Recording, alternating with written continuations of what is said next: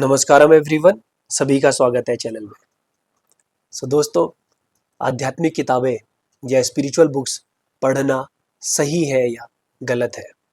कोई भी चीज़ सही तब है जब वह आपको आगे की दिशा में लेकर जा रही हो।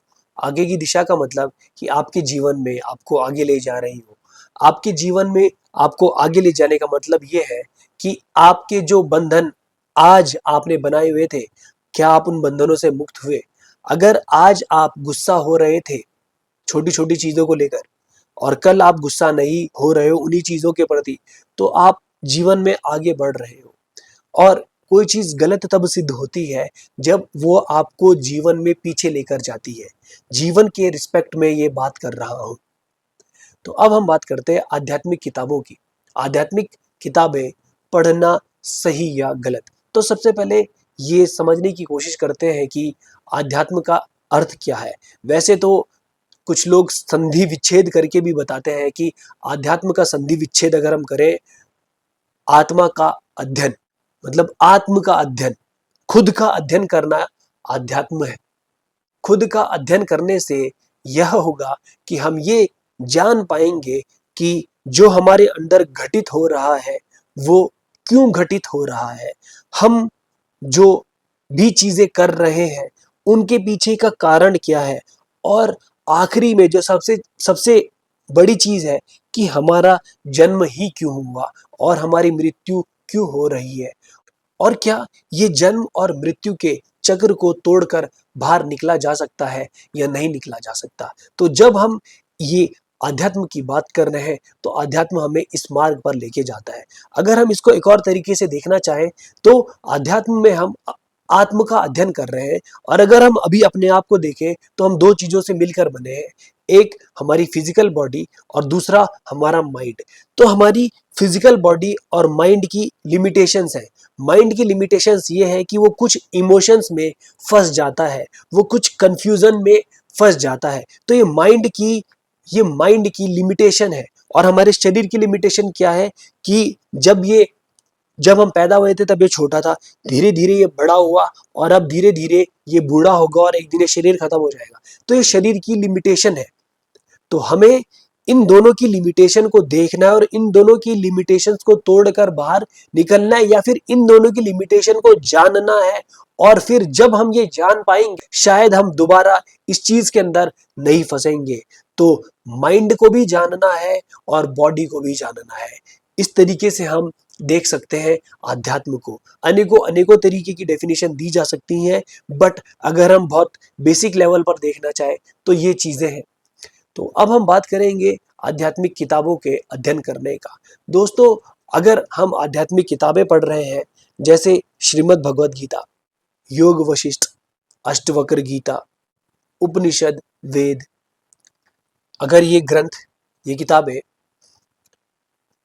गलत होती तो शायद ये कब का ऑब्सोलीट हो चुकी होती, इनको लोग पढ़ना छोड़ देते। परंतु इनको पढ़कर अनेकों अनेकों लोगों का उद्धार हुआ है। तो इनको पढ़ना गलत नहीं हो सकता, बिल्कुल भी कभी भी गलत नहीं हो सकता। परंतु ये हमारे लिए कब गलत सिद्ध होगा? जब हम उस किताब के अंदर लिखी गई कोई भी बात को सत्य मान लेंगे। उस बात को सत्य मानकर हम उस पर मनन नहीं करेंगे। उस बात को अपने अंदर हम नॉलेज के रूप में स्टोर करके रखेंगे, और जब चाहे हम किसी के सामने अपने आप को बड़ा दिखाने के लिए वो दो चार शब्द संस्कृत के फेंक देंगे, दो चार श्लोक उनके सामने हम बोल देंगे। या मान लो हमने पूरी भगवत गीता याद कर ली और हम ये सोचने लगे कि अब तो जो इस किताब में लिखा है वो हमें सब आ गया और हम हो गए मुक्त। अर्जुन ने श्री कृष्ण से भगवत गीता पूरी सुनी थी। पूरी की पूरी भगवत गीता श्री कृष्ण ने अर्जुन को बताई थी, परंतु अर्जुन फिर भी महाभारत के पश्चात भी मुक्त नहीं हुआ था। अर्जुन महाभारत के पश्चात भी घमंड में थे, और उनका घमंड चूर चूर करने के लिए श्री कृष्ण ने कई बार उनके साथ कुछ लीलाएं रची। तो एक अकेला व्यक्ति जिसने श्री कृष्ण के मुख से डायरेक्टली भगवत गीता का ज्ञान लिया, परंतु फिर भी वो मुक्त ना हो सका। तो हम लोग अगर केवल भगवत गीता को पढ़ रहे हैं और याद कर रहे हैं, तो शायद वो हमारे लिए वो काम नहीं करेगी जो काम उसको करना चाहिए था। तो इसका पढ़ना और ना पढ़ना हमारे लिए बराबर ही हो गया। या फिर यूं कहें कि अगर हमने उसको रट के अपने अपने अंदर एक घमंड के साथ हम उस चीज को स्टोर करके रखेंगे, तो ये चीज हमें पीछे ले जाएगी, आगे ले जाने के बजाय पीछे ले जाएगी। हमने भगवत गीता के श्लोक तो पढ़े, परंतु उन पर मनन नहीं किया, और जब तक उन पर मनन नहीं करोगे, आप उन चीजों को देख नहीं पाओगे, और जब देख नहीं पाओगे तब तक उसको जी नहीं पाओगे। श्री कृष्ण कह रहे हैं कि योग योग में स्थित होने के बाद ही कोई काम करो। तो योग में स्थित होने का मतलब क्या है? योग में स्थित होने का मतलब पता करने के लिए आपको पहले योग सीखना पड़ेगा, योग करना पड़ेगा, योगिक क्रियाएं करनी पड़ेगी, तब जाकर आप वो चीज समझ पाओगे। तो श्री कृष्ण अर्जुन को एक समय के बाद, जब महाभारत का युद्ध होने वाला है, उस समय पर अर्जुन के मन में कुछ सवाल है, तब जाके श्री कृष्ण अर्जुन को गीता का ज्ञान दे रहे हैं। श्री कृष्ण अर्जुन के बहुत लंबे समय से मित्र थे, परंतु उन्होंने कभी भी अर्जुन को गीता का ज्ञान नहीं दिया। जब अर्जुन के मन में अनेकों अनेकों सवाल उत्पन्न होने लगे, तब श्री कृष्ण ने सही मौका देखकर अर्जुन को गीता का ज्ञान दिया। तो क्या आप अपने जीवन में उस लेवल तक पहुंच चुके हैं जब आपको आपके सवालों का जवाब नहीं मिल रहा है और आप जवाब को ढूंढने के लिए तरस रहे हैं? तो पढ़ना स्टार्ट करें। जब तक अंदर जिज्ञासा नहीं होगी, तब तक आप उस चीज को जियोगे नहीं। आपको उस चीज को जीने के लिए अंदर से बहुत ज्यादा फायर आनी चाहिए, जिज्ञासा उत्पन्न होनी चाहिए। मैं भी एक समय पर 2018 में भगवत गीता लेकर आया था अपने घर पे, और मैंने पढ़ना शुरू किया। लेकिन मैं भगवत गीता की जो भूमिका होती है, मैं केवल उतना ही पढ़ पाया था। उसके बाद मेरी क्षमता में नहीं हुआ कि मैं उसको पढ़ पाऊँ।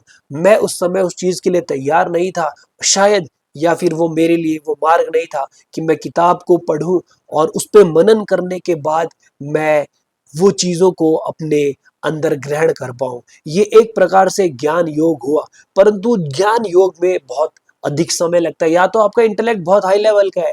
स्वामी विवेकानंद का इंटेलेक्ट बहुत हाई लेवल का था, परंतु वो भी मेडिटेशन करते थे।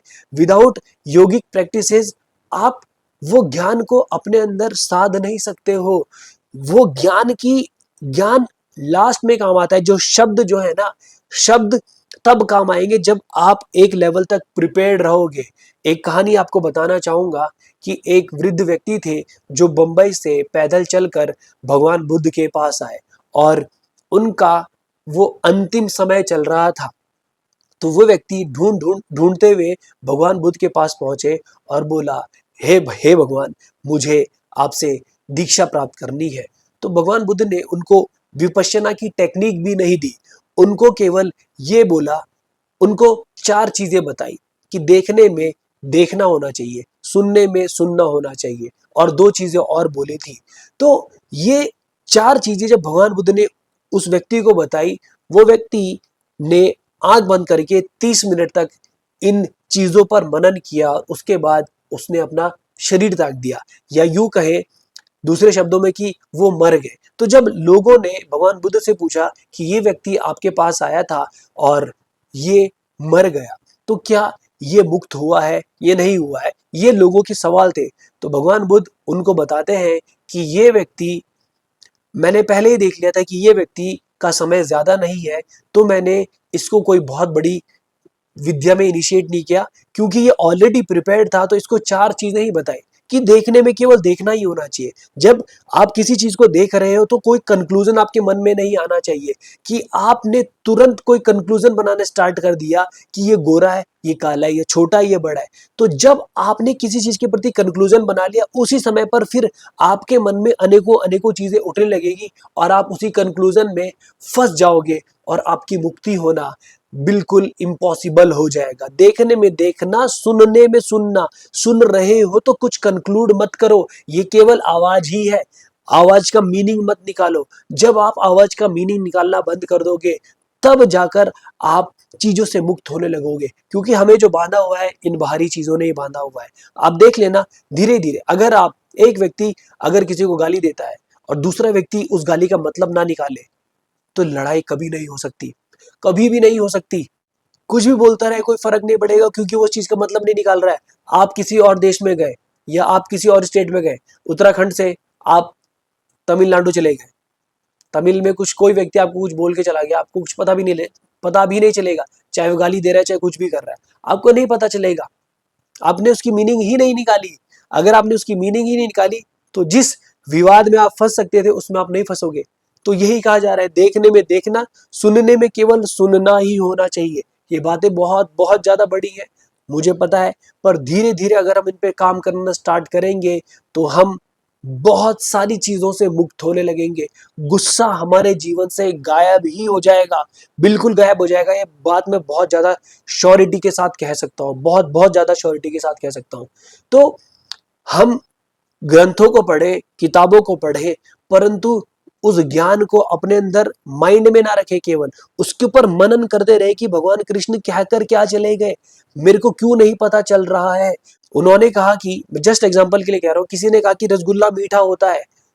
जब तक आप टेस्ट नहीं करोगे रसगुल्ला मीठा होता है, आपको नहीं पता चलेगा। आपको रसगुल्ला टेस्ट करना पड़ेगा। तो जो भगवान श्री कृष्ण कह रहे हैं या जो उपनिषदों में लिखा गया है, अगर आपको उसे एक्सपीरियंस करना है तो उसके ऊपर काम करना पड़ेगा।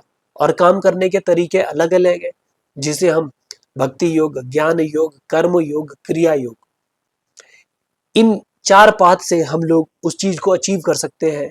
और एकदम से नहीं होगा, धीरे धीरे टाइम लगता है सारी चीजों को होने में। आपको जो पाथ सूट करता है, आप वो पाथ को फॉलो करें। मैं ये नहीं कह रहा हूं कि ये पढ़ना सही नहीं होता है, बिल्कुल सही होता है। ये ही तो आपके लिए सपोर्ट है।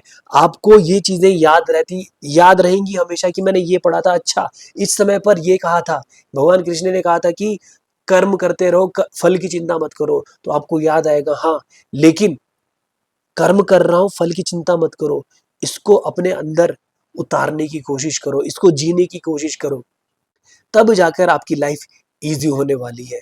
अध्यात्म हमारे जीवन को आसान ही बनाता है, और सही मायने में इसे ही अध्यात्म का हम एप्लीकेशन भी कहेंगे। सो दोस्तों, जो ग्रंथ हमारे पास है, हम उन तक जाने से पहले अपने आप को तैयार करें, तब उनको पढ़ें, तो शायद हमारे जीवन में अलग तरीके का इम्पैक्ट होगा। ये मेरे को ऐसा लगता है कि हमें ऐसा करना चाहिए। परंतु आप पढ़ भी सकते हैं, पहले भी पढ़ सकते हैं। अनेकों अनेकों लोगों की का जीवन केवल किताबें पढ़ने से ही ट्रांसफॉर्म हुआ है। मैं बिल्कुल ये नहीं कह रहा हूँ कि आप मेरी बात को माने, परंतु मैं ये कहना चाहता हूँ आपसे कि जो चीजें उसमें लिखी गई हैं, उसको उसका गहन अध्ययन करना अति आवश्यक है, अति आवश्यक है। रटना नहीं है। आज अगर एक श्लोक पढ़ा है, तो वो उसमें क्या कहना चाह रहे हैं, उसके ऊपर मनन करो कि भाई हाँ, क्या कहना चाह रहे, क्या कहना चाह रहे। तो धीरे धीरे पर्दे आपके सामने खुलेंगे और तब सच्चाई आपको नजर आएगी। आई होप कि जो बात मैं आप तक पहुंचाना चाहता था वो बात आप तक पहुंची हो। किसी और टॉपिक के ऊपर वीडियो चाहते हैं तो प्लीज कमेंट सेक्शन में कमेंट करके बताइएगा। मैं इस टॉपिक के ऊपर वीडियो बनाने की कोशिश करूंगा। मिलेंगे आपसे अगली वीडियो में, तब तक के लिए नमस्कारम, धन्यवाद।